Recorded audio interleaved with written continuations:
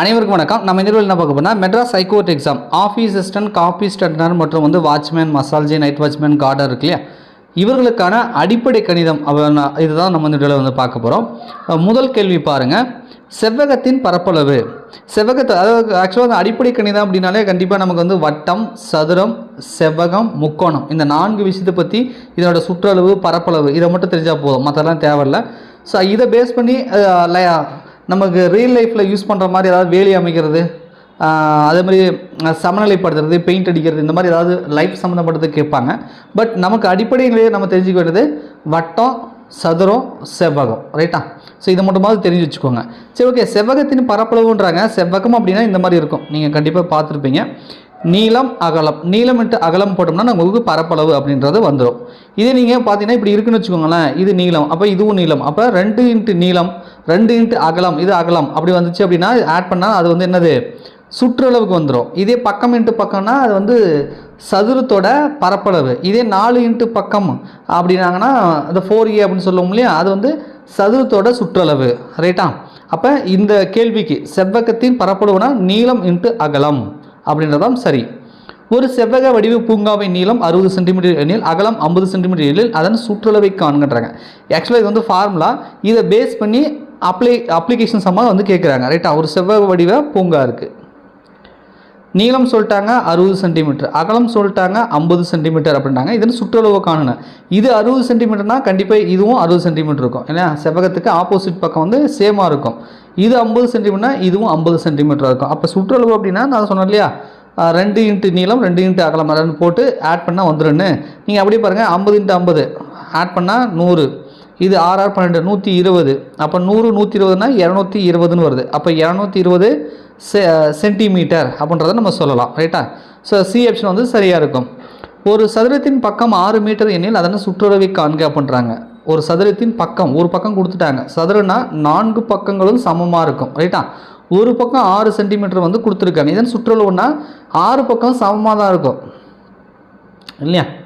So அப்போ 6 6 12, இன்னொரு 12, அப்போ போட்டிங்கன்னா 24, அதாவது 4 இன்ட்டு ஏன்னு சொல்லுவாங்க. ஃபார்முலா அதுதான், இல்லைன்னா நம்ம அப்படியே வாய்க்கணக்காக கூட கூட்டிக்கலாம், ரைட்டா? ஸோ அப்போ 24 வருது. So 24 metre, 24 metre. ஒரு சதுரத்தின் இவங்க 6 மீட்டர் இருக்கக்கூடிய ஒரு சதுரத்தோட சுற்றளவு கேட்டாங்கன்னா 24 மீட்டர் அப்படின்றத நம்மளால் சொல்ல முடியும். ஸோ அடுத்தது பார்க்கலாம். 12 சென்டிமீட்டர் பக்க அளவுள்ள சதுரத்தின் பரப்பளவு காண்க. நான் சொன்னேன் இல்லையா, செவ்வகத்துக்கு பரப்பளவு, சுற்றளவு, சதுரத்துக்கு பரப்பளவு, சுற்றளவு. இப்போ என்ன கேட்குறாங்க, சதுரத்தின் பரப்பளவுன்றாங்க. சதுரம்னா 4 பக்கம் சமமாக இருக்கும். அப்போ ஏ இன்ட்டு ஏன்னு சொல்லலாம். ஏ இன்ட்டு ஏனா ஏ ஸ்கொயர் அப்படின்றத நம்ம சொல்லுவோம். இப்போ ஒரு பக்கம் கொடுத்துட்டாங்க 12 அப்படின்றது கொடுத்துட்டாங்க. இப்போ பரப்பளவு கேட்குறாங்களா, அப்போ 12 இன்ட்டு 12, அதாவது பக்கம் இன்ட்டு பக்கம் அப்படின்றத சொல்லுவோம். ஸோ 12 இன்ட்டு 12 அப்படின்னு சொல்லி வருது. 12 இன்ட்டு 12 144. ஸோ பரப்பளவுன்றதுனால நம்ம சென்டிமீட்டர்னு சொல்லக்கூடாது, சதுர சென்டிமீட்டர், அப்படி இல்லைனா சென்டிமீட்டர் ஸ்கொயர் அப்படின்னு சொல்லுவாங்க, ரைட்டா? அப்போ 144 சதுர சென்டிமீட்டர்னு சொல்லலாம். ஸோ டி ஆப்ஷன் சரியாக இருக்கும். 48 அருகில் உள்ள பக்கத்திற்கு முழுமையாக்குக அப்படின்றாங்க. அதாவது அருகில் உள்ள பக்கம் அப்படின்னா நமக்கு 48க்கு நியர்லி ரவுண்ட் அப் பண்ணால் நமக்கு என்ன கிடைக்கும், 50ன்னு கிடைக்கும் இல்லையா, அது 50. இதே 42 பக்கத்தில் இருக்கிறதுக்கு ரவுண்டு பண்ணுங்க அப்படின்னாங்கன்னா நம்ம 40 அப்படின்றத நம்ம சொல்லுவோம், ரைட்டா? ஸோ 5க்கு மேலே போச்சுன்னா இப்போ 47 46 அப்படி வந்துச்சுன்னா 50க்கு ரவுண்ட் பண்ணோம். 42 41 43 இப்படி மாதிரி அந்த 40க்கு நியரஸ்ட்டாக இருந்துச்சுன்னா நீங்கள் என்ன பண்ணோம், 40க்கு ரவுண்ட் அப் பண்ணணும் இல்லையா? 48 கொடுத்துருக்கிறதுனால நம்ம ரவுண்ட் அப் பண்ணால் 50ன்னு வரும். 1 மீட்டர் துணியின் விலை 86 எனில் அதன் விலையை அருகிலுள்ள 10ற்கு முழுமைப்படுத்தி 5 மீட்டர் துணியின் உத்தேச விலையை காண்கின்றாங்க. அதாவது என்ன சொல்கிறாங்கன்னா, 1 மீட்டர் 86 ரூபான்னு சொல்லிட்டாங்க. ஆனால் நீங்கள் 86 ரூபான்னு எடுத்துக்காதீங்க, பக்கத்தில் இருக்கிறதுக்கு ரவுண்ட் அப் பண்ணுறாங்க. அப்போ 86னா நான் 5க்கு மேலே போயிடுச்சு, அப்போ ரவுண்ட் அப் பண்ணால் 90ன்னு வந்துடும். ரவுண்ட் அப் பண்ணால் 90ன்னு வரும். இப்போ 5 மீட்டருக்கு எவ்வளோன்றாங்க, அப்போ நம்ம 90ன்னு எடுத்துக்கிட்டால் 5 மீட்ரு, அப்போ 90 இன்ட்டு 5ன்னு போட்டால் வந்துடும் இல்லையா? ஸோ 9 45 1 0, அப்போ 450ன்றது ஒரு தோராய விலையாக இருக்கும். நீங்கள் 90 ரூபா எடுத்துக்கிட்டீங்க அப்படின்னா உங்களுக்கு 5 மீட்டர் வாங்கினா 450 ரூபா வரும். ஆக்சுவலாக எக்ஸாக்ட் கிடையாது, இது ஒரு தோராயமாக இல்லையா? ஸோ அந்த மாதிரி சொல்கிறாங்க. இதே நீங்கள் எக்ஸாக்டாக போட்டிங்கன்னா உங்களுக்கு என்ன 86 இன்ட்டு 5ன்னு போட்டால் 430 ரூபா வரும். அதாவது எக்ஸாக்டாக 430 இருக்குது. இது நீங்கள் ரவுண்ட் அப் பண்ணிங்கன்னா 450ன்னு வருது, ரைட்டா? ஸோ அந்த மாதிரி தான் நம்ம புரிஞ்சுக்கணும். ஸோ அடுத்தது பார்த்தீங்க அப்படின்னா ஆங்கில அகர வரிசைப்படி புக்கு என்பது 43 எனில் பெண் என்பது என்ன அப்படின்னு சொல்லி கேட்குறாங்க. இவங்க எப்படி எடுத்திருக்காங்கன்னா ஏபிசிடின்னு இருக்குல்ல, நம்பர் சீரிஸ், அதாவது ஏனா 1, பினா 2, சினா 3, டினா 4, ஈனா 5, எஃப்னா 6, ஜினா 7, ஹெச்னா 8. ஸோ இந்த வரிசையில் அந்த நம்பர் வரிசை எடுத்துக்கிட்டு அதை வந்து ஆட் பண்ணி போட்ட மாதிரி வந்திருக்கு. நீங்கள் வேணால் செக் பண்ணி பாருங்களேன், புக்குன்றதுக்கு அப்படி தான் வரும். ரைட்டா? சரி, நான் வேணால் செக் பண்ணி பார்க்குறேன். பினா 2 தானே, 2. ஓன்னு என்னப்பா, ஓ வந்து எந்த பிளேஸில் இருக்கும், 15ஆவது. அப்போ 15, இன்னொரு 15 வருது, அப்போ இன்னொரு 15. அப்புறம் கே வருது, கேக்கு என்ன வந்திருக்கு, கேன்றது 11ஆவது லெட்டராக வரும், அப்போ 11. ரைட்டா? 15 15 30, 30 ஒரு 11, 41, 41 2 43. கரெக்டாக இருக்கா? அப்போ 43. அப்போ இதே மாதிரி பெண்ணுக்கு வந்து கண்டுபிடிக்க சொல்கிறாங்க. அப்போ பீன்ற லெட்டர் எத்தனாவது லெட்டராக வருதுன்னா 16ஆவது லெட்டர். ஈன்றது எத்தனாவது லெட்டர்னா ஆங்கில அகராதிப்படி 5ஆவது லெட்டர், அப்போ 05.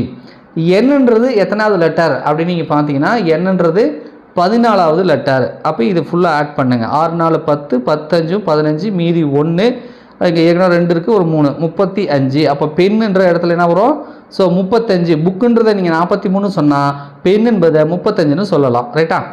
சரி, விடுபட்டதை நிரப்புக அப்படின்றத சொல்கிறாங்க. 5 10 15 25 போட்டிருக்கான். இதை பார்த்தாலே 5 மடங்காக தெரியுது. ஸோ 5 10 15 கண்டிப்பாக இந்த விடுபட்ட இடத்துல 20 அப்படின்னு சொல்லி வரும். ஸோ சி ஆப்ஷன் வந்து சரியாக இருக்கும். ஆங்கில அகர வரிசைப்படி HEN என்பது 8514 எனில் COCK என்பது டேஸ் அப்படின்னு போட்டிருக்காங்க. இதுவும் அதே தான், இதுக்கு முன்னாடி ஒன்று பார்த்தோம்ல அதே மாதிரி தான் கொடுத்துருக்காங்க. ஸோ HEN, ஹெச்னா 8ஆவது லெட்டர் இருக்குமா, 8ஆவது லெட்டர். ஈனா 5ஆவது லெட்டர், என்னன்னா 14. அப்போ 8 5 1 4ன்னு வந்துருச்சு. அப்போ COCK அப்படின்னா சின்றது என்னது, 3ஆவது லெட்டர்.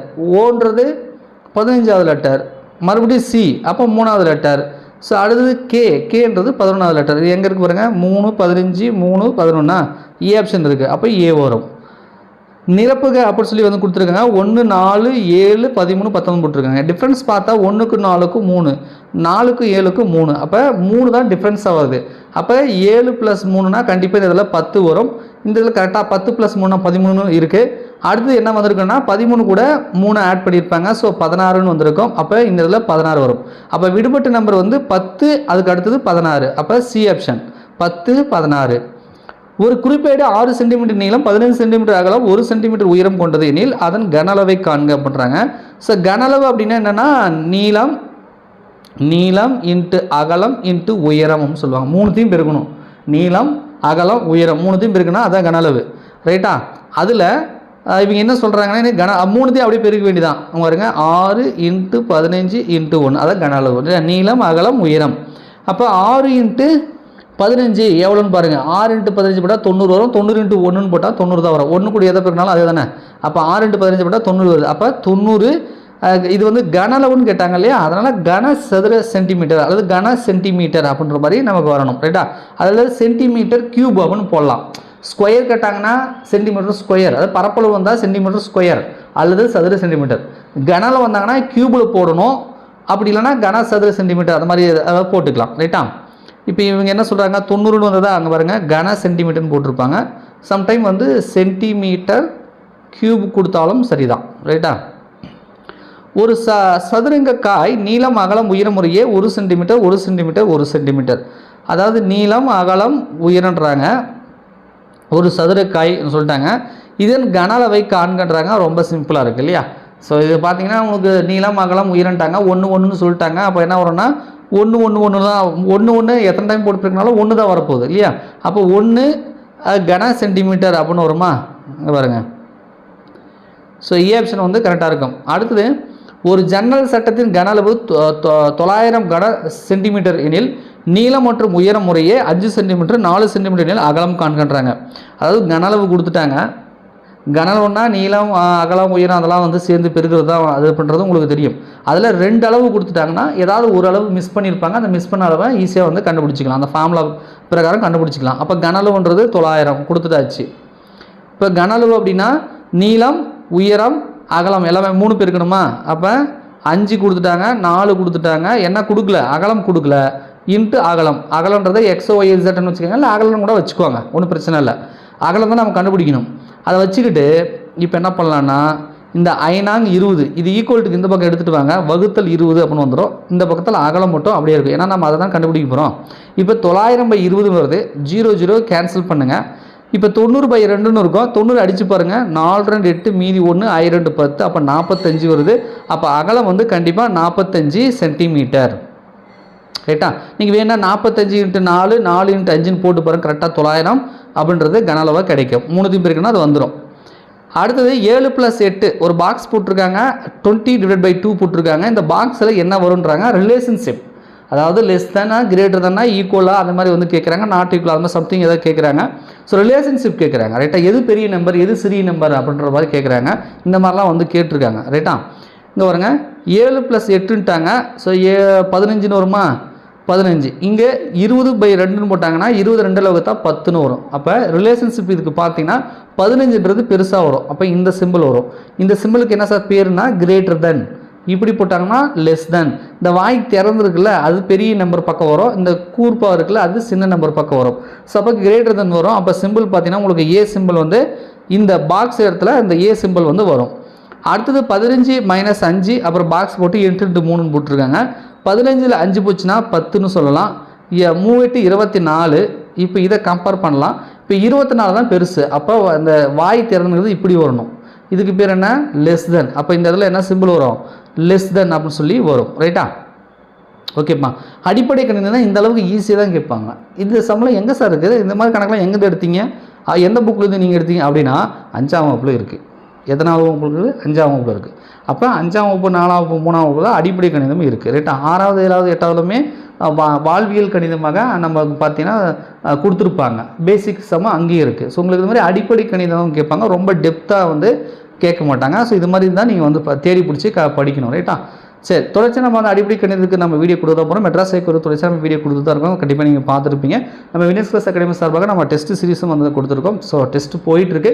ஸோ இந்த வீடியோ கிளிக் பண்ணி பார்க்குறவங்க வந்து இது வரைக்கும் நம்ம டெஸ்ட் பேஸில் ஜாயின் பண்ணல. பட் இதுக்கப்புறம் ஜாயின் பண்ண விருப்பப்பட்டீங்கன்னா இந்த அளமாக நீங்கள் ஜாயின் பண்ணிக்கலாம். எல்லாமே PDF முறையில் இருக்கிறதுனால நீங்கள் நம்ம டெஸ்ட் பேஸில் ஜாயின் பண்ணால் அந்த PDFலாம் டவுன்லோட் பண்ணி நீங்கள் டெஸ்ட் எழுதி பார்த்துக்கலாம். படிக்கிறது தேவையான இந்த போஸ்ட்டுக்கு என்ன தேவையோ அதுக்கான மெட்டீரியல் நம்ம வந்து PDF வந்து நம்ம கொடுத்துருக்குறோம். வீடியோ பிடிச்சா மறக்காமல் லைக் பண்ணுங்கள். நன்றி, வணக்கம்.